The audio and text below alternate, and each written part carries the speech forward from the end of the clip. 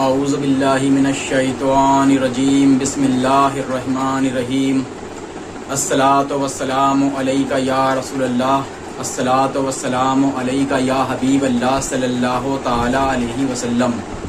السلام علیکم ناظرین حضرات، یووا صوفی مشن میں آپ سبھی کو خوش آمدید۔ جیسا کہ آپ لوگ جانتے ہیں کہ یووا صوفی مشن آپ کے سامنے ادب، احترام اور بزرگان دین کی تعلیم کو لے کر کے آتا ہے۔ تو آج ہم بزرگان دین کی تعلیم اور ادب و احترام کے ساتھ ساتھ جو دادا حضور مولوی عبدالحی شاہ چٹگامی رحمۃ اللہ علیہ نے نبی کی جو تعظیم بیان کی ہے اس کو آج ہم آپ تک پہنچائیں گے۔ اور یہ آج ہم نے موضوع اس لیے بنایا ہے کیونکہ آج ہمارے معاشرے میں اس کا بھی ایک بہت بڑا بوال ہے، اتنا بڑا بوال ہے کہ آج جس کافر کو دیکھو وہ ہمارے نبی کی شان میں گستاخی کرتا نظر آتا ہے۔ ہر 2 4 6 مہینے کٹتے ہیں کوئی نہ کوئی یہ گستاخ رسول کھڑا ہو جاتا ہے جو نبی کی شان میں گستاخی کرتا ہے، لیکن ہمارا معاشرہ اس کے خلاف تو کھڑا ہوتا ہے، اس کافر کے خلاف کہ جو کافر نبی کی شان میں گستاخی کرتا ہے، لیکن کیونکہ ہمارا معاشرہ فرقہ پرست علماء، فرقہ پرست جماعتوں کے مکڑ جال میں پھنسا ہوا ہے، اور اس کے ذہن میں کبھی یہ نہیں آتا ہے کہ یہ جو بدتمیزیاں ہو رہی ہیں، جو نبی کی بے حرمتی ہو رہی ہے، نبی کی شان میں گستاخیاں ہو رہی ہیں، ان کا آغاز کہاں سے ہے؟ آخر یہ شروعات کس نے کی؟ کافر نے کہیں تو دیکھا ہے، کہیں تو پڑھا ہے، کہیں تو سنا ہے، تب تو وہ بول رہا ہے۔ جب تک اس نے سنا نہیں، جب تک اس نے کہیں پڑھا نہیں، جب تک وہ بول کیسے رہا ہے؟ تو جب آپ حضرات اس پر غور کریں گے تو پتہ ہی چلے گا کہ اس کی جو شروعات ہوتی ہے وہ ہمارے علماؤں سے ہوتی ہے۔ جیسے کہ آج ہمارے معاشرے میں ہے، مسئلہ چل رہا ہے نبوغ شرما کا کہ انہوں نے نبی کے اوپر تہمت لگایا کہ 10 سال کی لڑکی سے شادی کری، لیکن یہ تہمت، یہ مسئلہ اٹھا کہاں سے؟ لکھا تو ہمارے عالموں نے، اور دوسرے کافروں نے جو نبی کی شان میں گستاخیاں کی وہ لکھی کس نے؟ کہ نبی کو علم غیب نہیں ہے، نبی ایسے ہیں، نبی ویسے ہیں، ہم نبی کے جیسے ہو سکتے ہیں، نبی ہمارے جیسے ہیں، نبی ہمارے بڑے بھائی کے جیسے ہیں۔ یہ ساری گستاخیاں جو بھری پڑی ہیں وہ ہمارے ہی علماء کی کتابوں میں بھری پڑی ہیں۔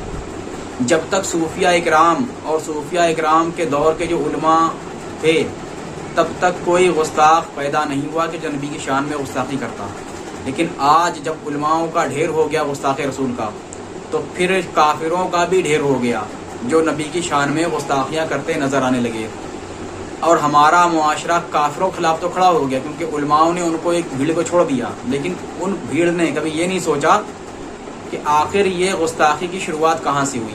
پہلے تو انہیں پکڑو جنہوں نے لکھا ہے، پہلے انہیں پکڑو جنہوں نے بکا ہے، ہم میں سے جو گستاخ ہیں پہلے انہیں پکڑا جائے۔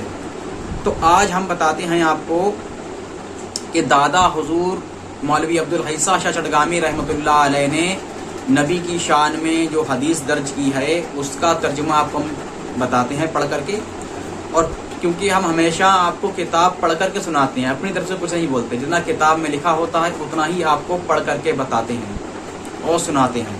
تو آج ہم سیرت فخر العارفین میں صفحہ نمبر 154 یعنی کہ 156 کو پڑھتے ہیں۔ اس پر حدیث کا جو ترجمہ حدیث بھی درج ہے اور حدیث کا ترجمہ بھی درج ہے، تو ہم حدیث کا ترجمہ پڑھتے ہیں۔ تو حدیث کا ترجمہ یہ ہے کہ ایک شخص تھا جس کا نام تھا اربا۔ جب اربا اپنی قوم کی طرف لوٹا تو اس نے اپنی قوم سے کہا، اے قوم، خدا کی قسم میں نے بلا شبہ بادشاہوں کے درباروں میں گیا ہوں، اور کسرا اور قیصر اور نجاشی کے درباروں میں نے دیکھے ہیں کہ خدا کی قسم میں نے کسی بادشاہ کو نہیں دیکھا کہ اس کے اصحاب اس کی ایسی تعظیم کرتے ہیں جیسی کی تعظیم کہ اصحاب محمد صلی اللہ علیہ وسلم کی کرتے ہیں۔ یعنی کہ اس نے کہا اپنی قوم سے جا کر کے، اپنے شہر میں جا کر کے अरवाह ने कि जैसी ताज़ीम मैंने नबी करीम सल्लल्लाहु अलैहि वसल्लम की होते हुए देखी, उनके सहाबा को करते हुए देखी, ऐसी ताज़ीम मैंने कैसर व कसरा के बादशाहों और तमाम जहां के बादशाहों की नहीं होती हुई देखी। उनके नौकर या उनके असहाब उनकी ऐसी ताज़ीम नहीं करते हैं जैसे कि ताज़ीम नबी करीम सल्लल्लाहु अलैहि वसल्लम के सहाबा हमारे नबी की करते हैं। खुदा की कसम हज़रत सल्लल्लाहु अलैहि वसल्लम को बलगम नहीं थूकते हैं, मगर ये कि आपके असहाब उसे अपने हाथों में ले लेते हैं। बस लेने वाला उस फजले दहने मुबारक को तवर्रुक अपने चेहरे और बदन पर मल लेता है। यानी कि नबी करीम सल्लल्लाहु अलैहि वसल्लम का लुआबे दहन, यानी कि जिसे हम अपने हिंदी भाषा में जो लोग नहीं समझ पाए उनके लिए बता देते हैं, यानी कि थूक। तो ये कहता है कि मैंने उनको बलगम थूकते हुए नहीं देखा, लेकिन जो उन्होंने लुआबे दहन बाहर निकाला, जो थूकना चाहा, तो उसे सहाबा ने अपने हाथ में ले लिया और हाथ में लेने के बाद अपने चेहरे पर और अपने बदन पर मल लिया। जब आपको कोई हुक्म करते हैं तो आपके सहाबी इसकी बजा आरी में जल्दी करते हैं और दौड़ते हैं, और जब आप यानी कि जब आप कोई हुक्म देते हैं तो आपके सहाबा बहुत जल्दी करते हैं और वो काम को दौड़ के करते हैं। और जब आप वज़ू फरमाते हैं तो आप मकसूल व वज़ू, आप वज़ू को ज़मीन पर गिरने नहीं देते। यानी कि नबी करीम सल्लल्लाहु अलैहि वसल्लम जब वो वज़ू करते हैं तो उनके जो वज़ू का पानी है वो सहाबा ज़मीन पर गिरने नहीं देते, बल्कि उसके हाथों हाथ लेने के लिए एक बारगी हुजूम करते हैं और एक दूसरे पर इस तरह मस्तरबा ना और बेकराना सबकत करते हैं कि अंदेशा होता है कि उस तबर्रुक के लिए कत्ल हो जाएंगे। यानी कि जो वज़ू का जो पानी है, जब वो गिरता है वज़ू का पानी, तो उसको लेने के लिए इस तरह से लोग दौड़ते हैं कि उसमें से एक बूंद भी पानी नीचे न गिर जाए, और हर कोई चाहता है कि मुझे ज़्यादा पानी मिल जाए। तो ऐसा लगता है कि पानी को लेने वालों को देख करके कि ये लोग पानी वज़ू का लेने के लिए एक दूसरे का कत्ल कर देंगे। और जब आप कलाम फरमाते हैं तो आपके करीब के असहाब अपनी आवाज़ें पस्त कर देते हैं ताकि इनकी आवाज़ें हुजूर से ऊंची ना होने पाएँ। यानी कि जब हुजूर सल्लल्लाहु अलैहि वसल्लम बात करते हैं तो आपके जो सहाबा हैं वो एकदम खामोश हो जाते हैं कि ऐसा ना हो कि हम में से कोई बोले और हुजूर से ऊंची आवाज़ हो जाए। और ये कि असहाब हैबत और मोहब्बत और फितरत तहज़ीम से आप सल्लल्लाहु अलैहि वसल्लम की तरफ निगाह उठाकर नहीं देखते, यानी कि नबी के सामने ऊंची आवाज़ से बात नहीं करते हैं, और इसलिए कि बेअदबी ना हो जाए।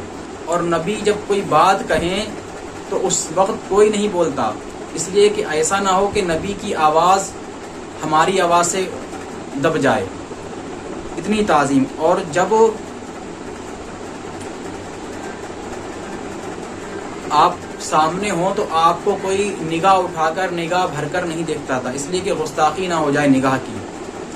तो अब यहाँ से हमें मालूम पड़ा कि नबी की ताज़ीम सहाबा इकराम ने किस कदर की है। अब हमें सोचने का मसला ये है कि आज जो उलमा बकवास करते हैं और उनकी बकवास सुन के जो काफिर लोग जो नबी की शान में गुस्ताखियाँ करते हैं, हमें उन पे चलना चाहिए, या जो हदीसें सही सूफिया इकराम ने दर्ज की हैं उन हदीसों पे चलना चाहिए। तो हमें सही मायनों में इन हदीसों पे चलना चाहिए। अब आप यहाँ से अंदाज लगा लीजिए कि जब सहाबा इकराम का ये आलम था कि वो नबी का लुआबे दहन अपने चेहरे पे मलते थे, अपने जिस्म पे मिला करते थे, और उनके सामने ऊंची आवाज़ से बात नहीं करते थे, उन्हें निगाह भर के देखते नहीं थे, ये उनके अदब और ताज़ीम का आलम था। तो फिर हमारा अदब और हमारी ताज़ीम और हमारी मोहब्बत का आलम क्या होना चाहिए? क्योंकि हमारे बुजुर्गान दीन ने, हमारे औलिया इकराम ने फरमाया कि सहाबा इकराम के घोड़ों की जो टापे हैं उसकी जो धूल है वो हमारी सर आँखों पर। तो जब हमारे सूफिया इकराम ने, हमारे वलियों ने फरमाया कि सहाबा इकराम के घोड़ों की टापों की धूल ہمارے سر اور ہماری آنکھوں پر. تو جب ہمارے ولیوں نے صحابہ اکرام کو اتنا بڑا مرتبہ دیا کہ ان کے گھوڑوں کی بھی دھول، پیروں کی دھول ہمارے ولیوں کے سروں پر اور آنکھوں پر، تو انداز لگائیے کہ صحابہ اکرام کا کیا مرتبہ ہوا. اور صحابہ اکرام ہمارے نبی کا لعاب دہن اپنے چہروں پر ملیں، اپنے بدن پر ملیں، اور ان کے سامنے اونچی آواز سے بات نہ کریں، ان کو نگاہ بھر کے نہ دیکھیں. تو اب یہاں سے انداز لگائیے تو پھر ہمارے عشق کا اور ہمارے ادب کا اور ہماری تعظیم کا عالم کیا ہونا چاہیے. نہ کہ جو آج کے جو فتنہ گر مولوی ہیں، کٹملے ہیں، یہ قوم کو گمراہ کرتے پھر رہے ہیں. کبھی کہتے ہیں کہ نبی کو دیوار کے پیچھے کا علم نہیں، کبھی انہیں بڑا بھائی بتاتے پھرتے ہیں، کبھی ان کے بارے میں غلط بیانی کرتے ہیں. ایسی جو کفار سن کر کے ہمارے نبی کے اوپر انگلی اٹھاتے ہیں.